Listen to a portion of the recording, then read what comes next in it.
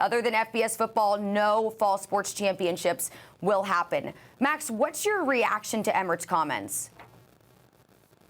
Understand, everyone in college football has access to the same health experts, and they're all saying this can't be done.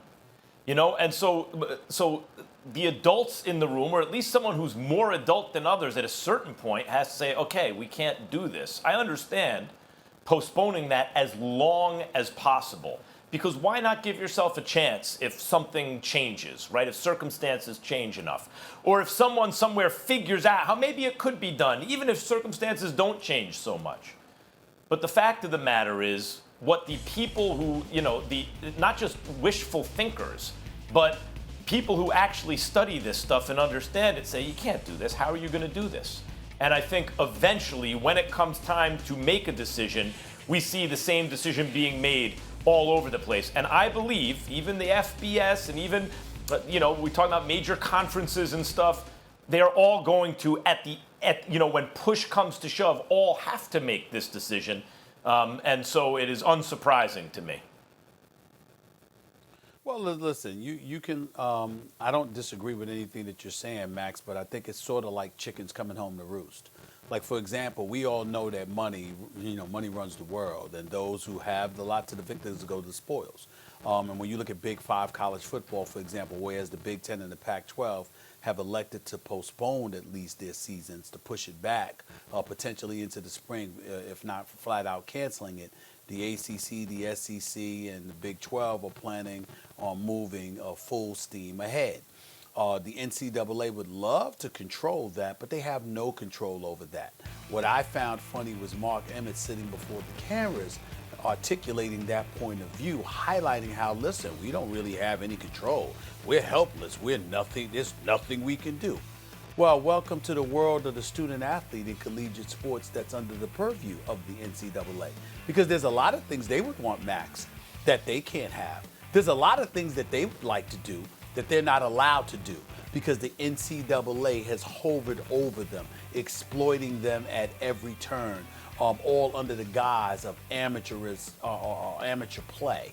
You know, when we think about the student athletes that's going to end up on campus, here's the reason why the schools want to open. Because if the schools open and the students are actually there, then the student athletes being there and being asked to participate, you don't have to worry about, you know, them compromising their amateur status by proclaiming vehemently that they're really employees and they should be treated as such. Although we all agree with them, the NCAA can hold true to their position because, number one, the students are on campus just like the student athletes are being asked to be on campus. And number two, and more importantly, all sports are not created equal because most sports don't generate revenue the way basketball and football, especially football, obviously does. So they know exactly what they're doing.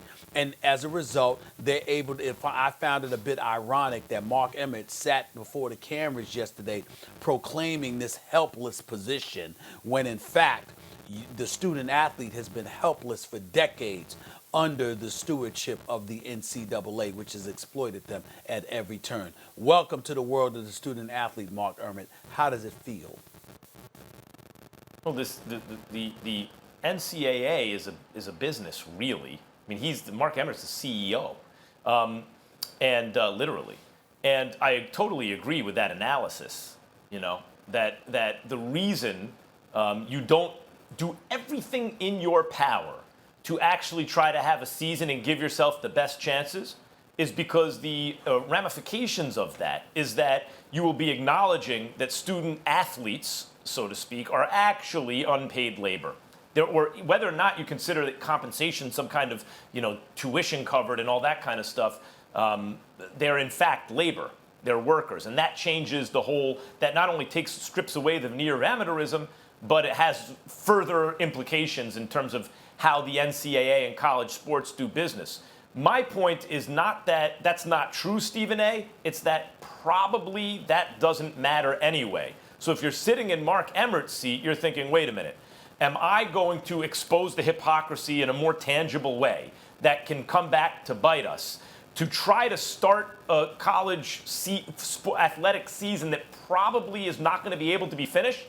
When you consider spread rates and how many people have the virus and the fact that the curve, when it's been flattened, has never been crushed, and the fact that there's no vaccination, does that make a lot of sense to do? Or should maybe the better idea for the kind of the existential threat that the NCAA is facing, that could be created if you do make your best faith effort to have sports, maybe it's a better idea just to pack it in and review again at a later date. Don't forget, the fall season going into winter is going to coincide with flu season. And by most accounts of credible sources, that is likely, if things continue as they are, to be disastrous. And so a lot of schools who think they're going to, and businesses that think they're going to be open by the middle of fall, by going into winter, are likely to have to shut down again.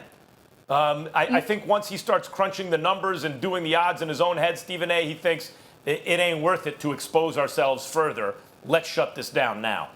But do you think the universities themselves will close down as well? Because if they're still on campus having to attend classes, what's the real difference of then going out onto a field to play a sport?